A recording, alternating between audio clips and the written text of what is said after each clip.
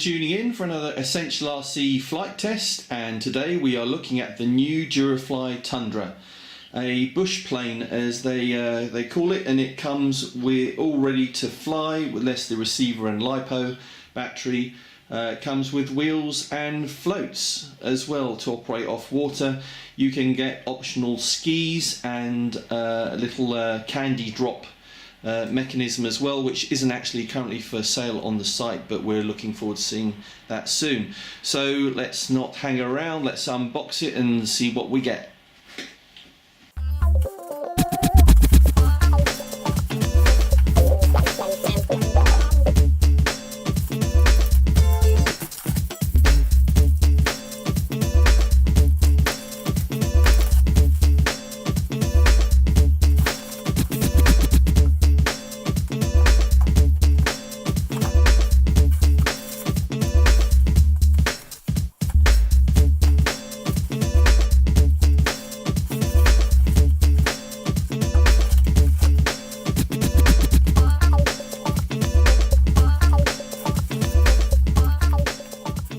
Okay, so all unboxed, let's have a look at the individual components. So we've got the fuselage.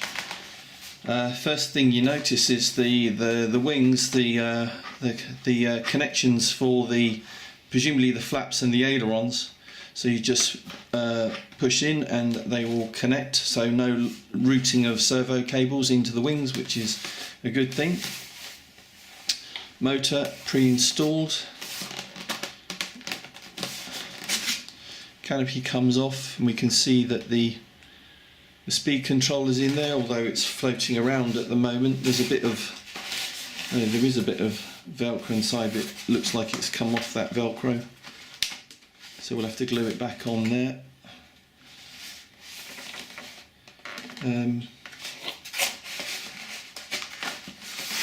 Connector is an XT60, which is good.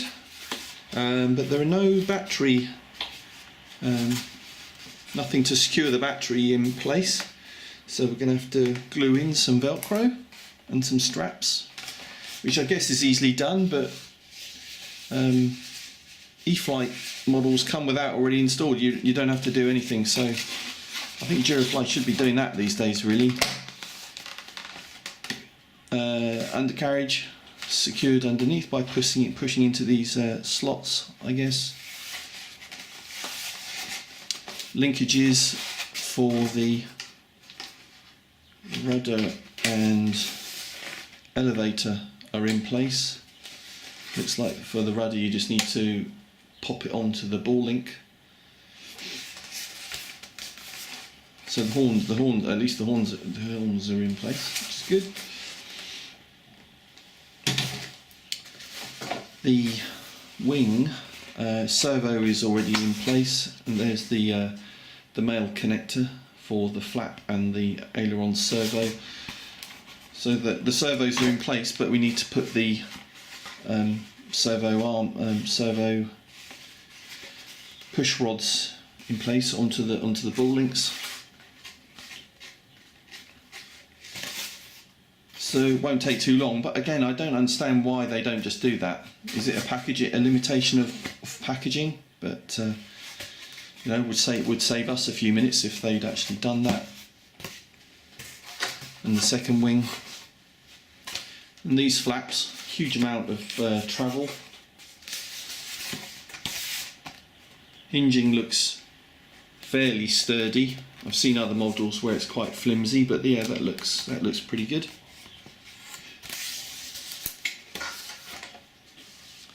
Floats, 2 floats, pretty solid. We're going to try flying off water, so hopefully sometime soon. Elevators, bit of carbon reinforcement, and 2, and they just connect together presumably. And then we got the wheels, big wheels, and these are foam. They're not rubber. Obviously they're lighter, but I'm not sure they'll be as durable. Looks like it's plastic for the hubs and the axles.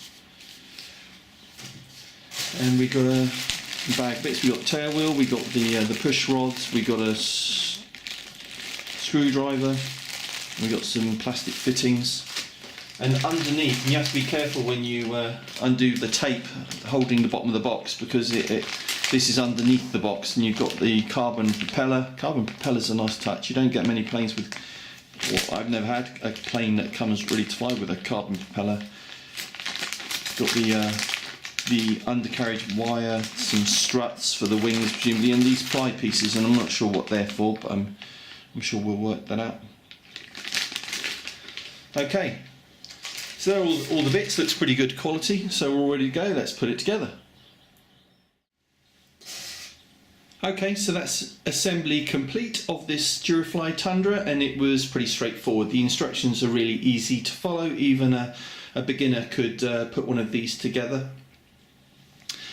Everything all the components are labelled or in separate bags, so you know which size screws to use, and it all fits together pretty well. The one thing I'm not a great fan of is these ball joint links on all the control surfaces. You must use a set of ball joint pliers to squeeze those together. Don't try and use a regular set of pliers, because you will damage the plastic fittings, and there are no spares for those included. When I set up the radio, it was impossible to get these flap servos working properly, or set up and centered properly, so I had to remove the arms, and that's not an easy job. I had to pull this servo out a little out of the foam and then glue it back in after I'd taken the arm off and put it to where I needed to put it. And also I put the horn here on the outermost hole, not the second inner hole as they suggest in the instructions, and I get a few more degrees of throw on the flaps by doing that.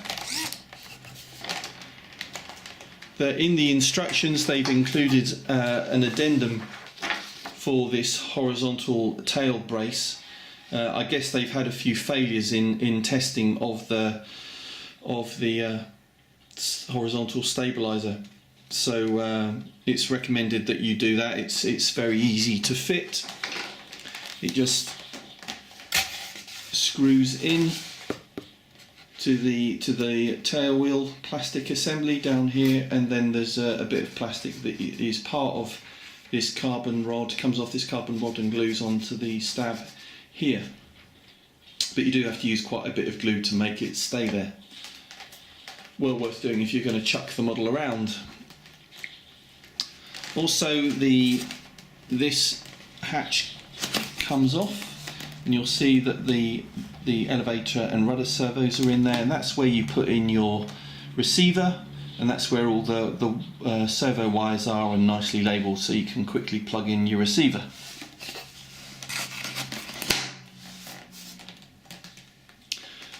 One thing I'm just a bit mystified by is why they include a set of floats in this model, because I guarantee that 95% of people just won't use these floats because they won't have a pond or a lake nearby, or because they're just not interested in doing that type of thing. So it just seems a bit of a waste to me. Fortunately, I do have a pond near me, but I reckon a lot of people won't use that.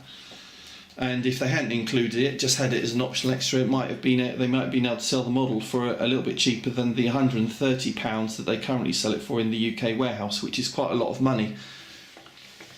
You also get the steerable, the fin, the rudder actually that goes into can go into the water. You replace the tail wheel with that. Other thing that's included is this FPV canopy kit made out of ply that you can put onto the front of instead of the canopy as well if you want to use FPV, or put a camera there. It's the instructions also show that it's good for towing up a glider. There's a towing point, and there's going to be an optional candy dropper thing available. I don't know why they didn't include that rather than the floats, to be honest. I think that would have been a lot more usable by many more people. And an optional set of skis as well that you'll be able to get. Okay, so it's ready to go. Let's just turn it on and show it all working.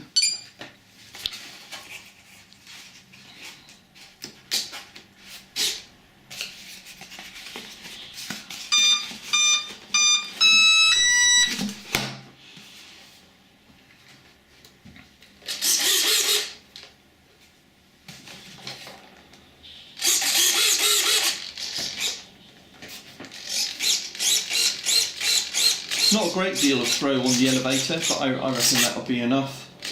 And about that much on the rudder. And the motor's got quite a bit of grunt.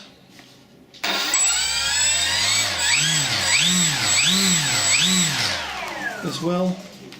That looks good. Definitely if you're towing a glider up, that'll pull it along quite nicely. And the flaps as well. That's the amount of throw I've got, and it was certainly quite a bit less than that previously. So I put it on the outer hole, and that gives you quite a lot of movement. Okay, so we're ready to go, and we're going to run down to the field now and give it its first flight. Okay, so here we are. We're going to fly the Tundra for the first time. I'm using a 3S 2200 A-spec pack. It's carbon propeller, so I'll stand to one side while I plug it in.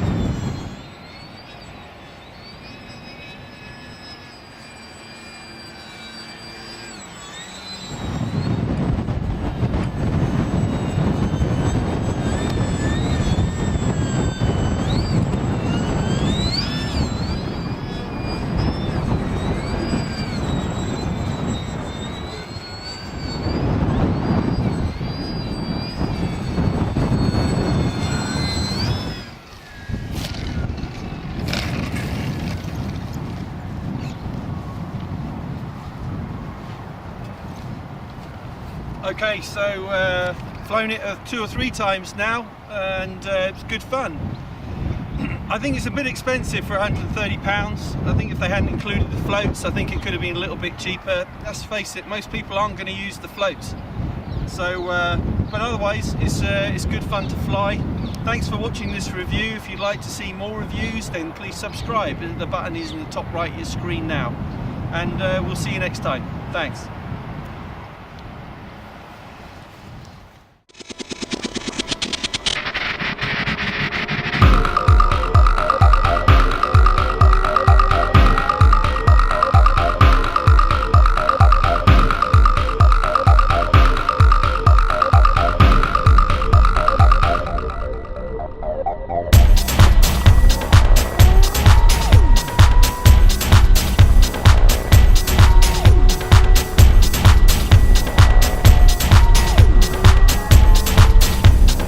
Yeah.